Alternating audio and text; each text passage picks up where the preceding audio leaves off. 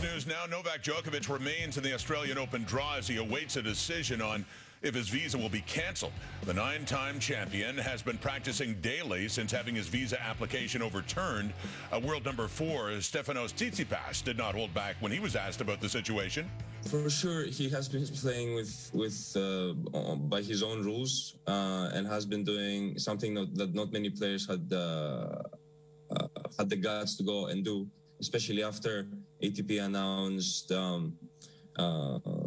certain criteria for players to enter the country.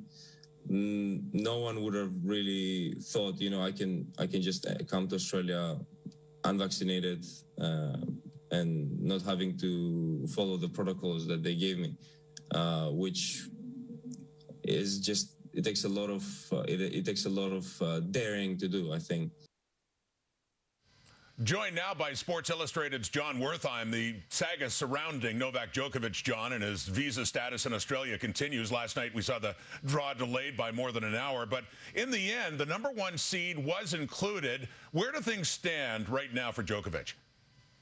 I feel like we need to timestamp this because this story seems to change by the hour. But right now, as you say, he's in the draw. He's the number 1 seed, and they still have this announcement that allegedly is coming Friday, Australia time, one way or the other. Will this minister of migration, will he essentially overrule the legal proceeding and deport Novak Djokovic, or will he stay? Obviously, the draw is already out. So if he does get deported, that will have a big impact on the tennis. Remember, too, right now the federal government is fighting with Tennis Australia. So it's not as though the federal government would be especially motivated to make nice with the tournament. So you get the feeling that the timing of the tennis is not of paramount importance for the federal government right now. Yeah, well, I want to follow up on what you just said, how about the draw. How does it change if he is sent home at some point? Well, right now, he is the top seed. He's the 9-time champion, the defending champion. He is the top line on the draw sheet, and the draw won't be redone. I mean, another player will take Novak Djokovic's place in that very top spot, which, of course, is ironic. It's right now, it's the number 1 player in the world, and if he's sent home, it could be taken by someone, who will be outside the top 100. But it's not as though they're going to redo the draw. So it's only that 1 slot of the draw that would change. Well, that's the big story coming into this tournament, of course, but there are others for Canadian tennis fans. On the Canadian front, Félix Auger-Aliassime and Denis Shapovalov coming off a win at the ATP Cup. And, of course, Leylah and Fernandez had that magical run at the U.S. Open last year. Who do you think is most likely to make a deep run in Melbourne? Felix. No, I mean, the men's draw without Djokovic is going to be very interesting. And, Canada has 2 of the top 15 players. They're both young. They both can play on the surface.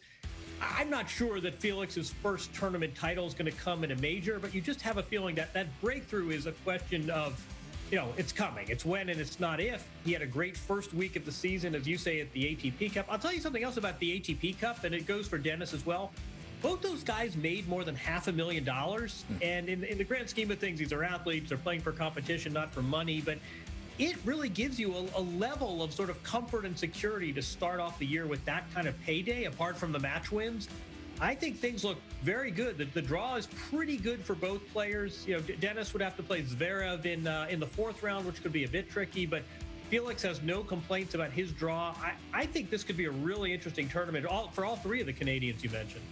Sports Illustrated's John Wertheim. Thanks for this, John. You got it. It is the first major of the tennis.